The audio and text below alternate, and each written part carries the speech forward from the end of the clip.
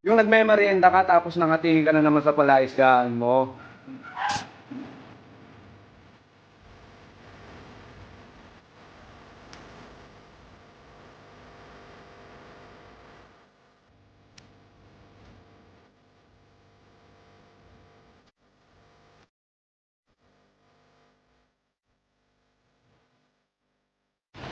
So, what's up mga otit? Kumusta kayo? Welcome back ulit sa channel ko. Ngayong araw na to, nandito tayo sa Bacoor, dito sa extended farm natin para mag-update mga tito sa mas pinalaki, mas pinalawak, at mas pinadaming tanks na yung water change. Ito pa rin mga otits, yung dalawang stand na lagi nyong nakikita kada update ko dito sa extended farm. Pero ano na ba ang mga nadagdag dito sa ating extended farm mga otits? Yun, syempre nakabenta tayo ng konti. Siyempre, yung pinagbentahan ng mga isda natin, sa mga isda rin napupunta yan. Kaya nag-upgrade tayo para dito sa extended farm natin, hindi lang siya breeding facility. Meron din tayong grooming area. Katulad na ito, mga otits, nadagdagan yung mga stand natin, tapos bumili tayo ng mga plastic jars para mag-groom din natin. Bago dalhin sa 13, maayos-ayos na at pwede nang may out sa ating mga subscribers, sa ating mga ka-audit. So dito, meron tayong mga dark base, meron din tayong mga orange base. I-flare natin mga otits para makita nyo. Tanggalin ko lang yung harang. Ito yung sample male natin mga otits. Yan, full mass yan. Ayan, tignan nyo yung forma niya pag nag-flare Talagang mapapasan Gcash kayo dyan mga otits. Wait lang natin. Wait lang natin, nagpapainit lang. Ito na naman yung masarap dito mga otits. Yung nagme-merienda ka tapos nakatingin ka na naman sa palaisdaan mo. Dahil napagod tayo sa kakadaldal natin dito, kaka-update, kain muna tayo mga otits. Wait lang. Kain pa tayo pizza. Sarap.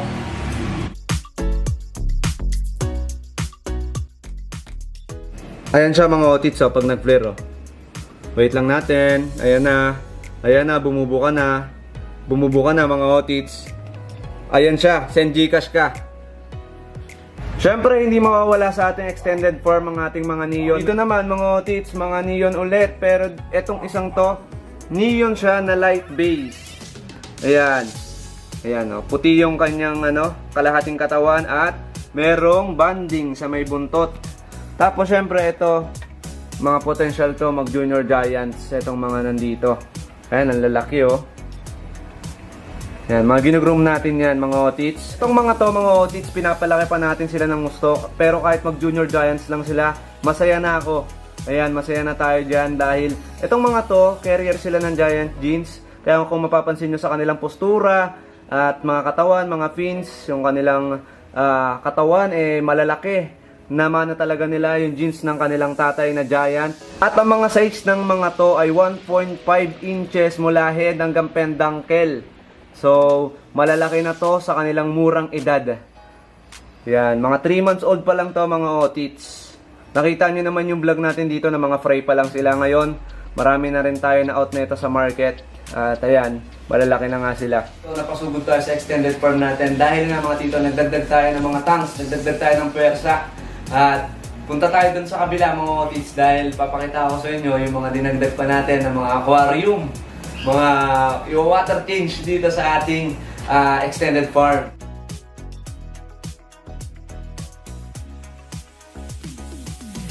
At yun mga tito, dahil nga puro plastic na mega box lang dito sa ating breeding facility, nagdagdag tayo ng ilang aquarium para syempre kung may sakaling sisipat dito or kung pwede na tayong magpasipat dito sa breeding facility natin, ma-appreciate nila yung mga beta natin dahil lalagay natin sila dito sa ating mga aquarium. So, kukuha tayo ng mga female, mga sorority, lagay natin dito para syempre ma-appreciate ng mga pupunta dito. So, nagdagdag tayo. Pero mga nandito ngayon muna, mga molly. Ayan. Pero ang nakalagay dito ngayon mga otits ay puro mga molly. Tapos may mga leopard tayo na danyo dito. Tapos may isa tayong beta yan. Kung mapapansin nyo, may beta dyan.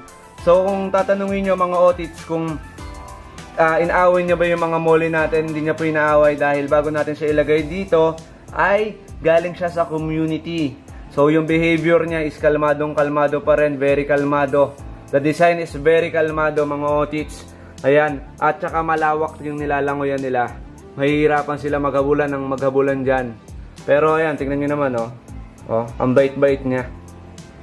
Dito naman sa baba mga otits, mga gapi yung nandito. Ay ditong mosaic na gapi. Sobrang dami niyan mga otits sa may bandang dulo dun sa may ref tab. Halos hindi nyo sila mapapansin pag kayo pumunta dito pero sobrang dami nila doon.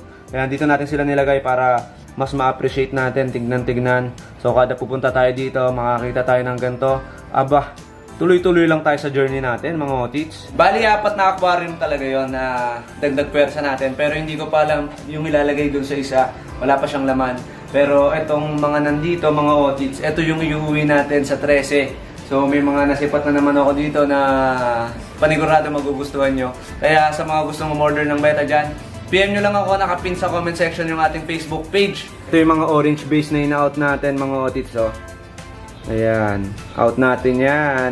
Tapos syempre, may nasipat na ako dito na avatar. Ayan mga otits oh, nag-sparkling na. Kaya lang anak size pa to mga otits, pero pa junior size na naman siya. Ayan yung male oh. Tapos ito yung female natin oh. Uy.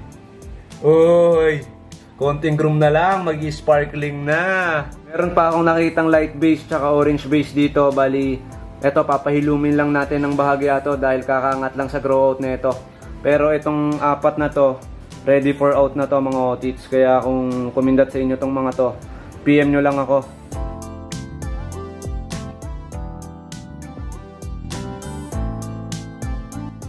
Punta tayo ngayon mga tito sa ref tab. Update natin ngayon yung mga giant na multi natin kung naglakihan na.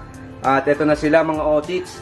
Naglalakihan na at kumukulay-kulay na. Ngayon mga tito, lalagay natin sila sa aquarium para mas ma-appreciate natin maigi ang kanilang itsura. Nung nakaraan mga otits, nagangat din tayo ng mga giant natin. So yun yung first batch natin. Yung iba doon nabenta na, yung iba ginugroom natin, mas pinapalaki pa natin. Going 3 months old pa lang to mga otits. Itong mga generation ng giant natin na to mga otits, masasabi kong maganda-ganda ngayon yung henerasyon nila dahil tingnan nyo, mga bata pa lang nagkukulayan na halos.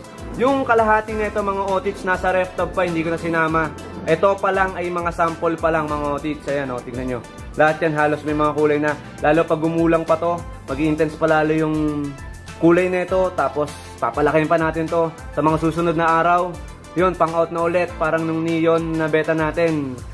Nung nakaraan lang, fry pa sila. Tapos ngayon, ang lalaki na nila, di ba? Mga gantong size, magbabangasan na yung mga yan. Kung mapapansin nyo naman, walang mga bangas-bangas yan. Ginagawa na lang namin dyan, binubusog na lang namin. Tapos, para hindi masyadong access sa space, ginagawa namin, nilalagay namin sa ref tab yan. Pero naka-ratio yung mga ref tab.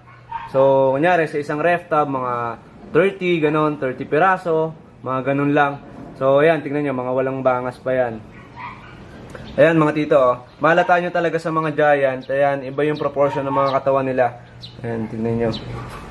Tingnan nyo maigi. Sa susunod, mga tito, out natin to. Yan, abang-abangan nyo na lang mga tito. Pero sa mga gustong mag-avail ng giant natin, marami tayong giant dun sa 13. Yan, bibigyan ko na lang kayo ng discount. Yun, babalot ko lang to, tapos uuwi na ako. At yun, mga tito, isang araw na naman ang lumipas. Yun, babalot ko lang yung mga beta natin na pang-out, tapos lipad na ulit tayo papuntang 13. Wala nga ayaw mga tito, kahit anong mangyari, tuloy-tuloy lang tayo sa pagbibreed ng mga ornamental fish. No? Kung ano mang isda yung hawak nyo, patuloy lang natin padamihin yan. Sabi nga sa isang kanta, keep on believing.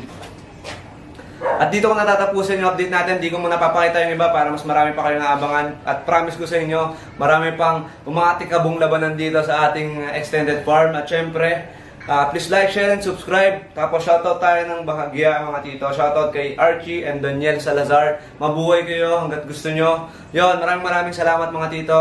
Please comment down, #panggatas lang. Fish sa lahat, mahal na mahal ko kayong lahat.